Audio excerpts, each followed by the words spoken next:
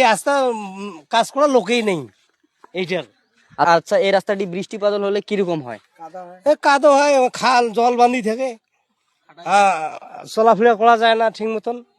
তাই আমি এমপিও দেখে না, কাউকে দেখে না। জি জি, আসসালামু আলাইকুম। আমি আমার এমপি হাফেজ মোহাম্মদ মোন্তাকিমের উদ্দেশ্যে কিছু বলতে চাই। আমাদের এই 2 নং পুটিমারি ইউনিয়ন এবং জলঢাকা থানার 7 নম্বর ওয়ার্ডের মধ্যে এই রাস্তাটি 2 ইউনিয়নের মাঝখানে পড়েছে। একজন ভোটারকে আমরা ওনার মুখ থেকে কিছু শুনতে চাই। আচ্ছা, আপনি এই রাস্তাটার বিষয়ে কিছু আমাদেরকে বলেন। এই রাস্তাটা আমার দ্রুত কাজ করতে হয়, খুব কষ্ট, যাতায়াতের খুব কষ্ট, এই হাড়ি যাওয়ার লাগে, জি, ভ্যান পাওয়া যায় না।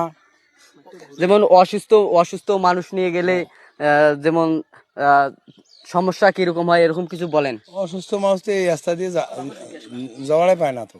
জি, আমরা এই রাস্তাটির পরিস্থিতি এমন একটি ভয়ানক অবস্থা, কিছুদিন আগে এই রাস্তাটির কাছে দিয়েছে এবং আমরা আরো একটি জলঢাকা থানার ভোটারকে আমাদের পাশে নিতে চাই। উনি কি বলতে চায়? এই রাস্তা কাজ করার লোকেই নেই এইটার। আচ্ছা, এই রাস্তাটি বৃষ্টি বাদল হলে কিরকম হয়? কাদো হয়, খাল জল বান্ধি থাকে, চলাফেরা করা যায় না ঠিক মতন।